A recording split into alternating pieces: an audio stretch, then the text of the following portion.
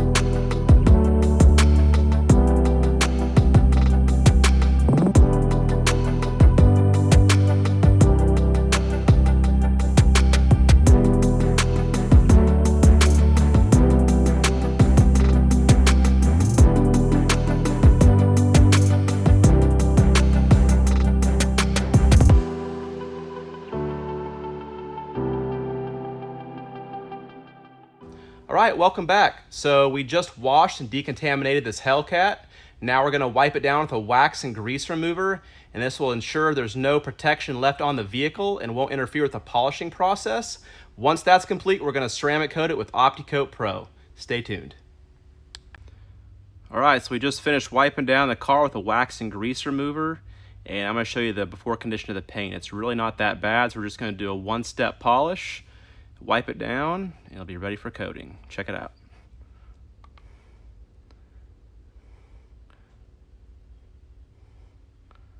Just some very light marring.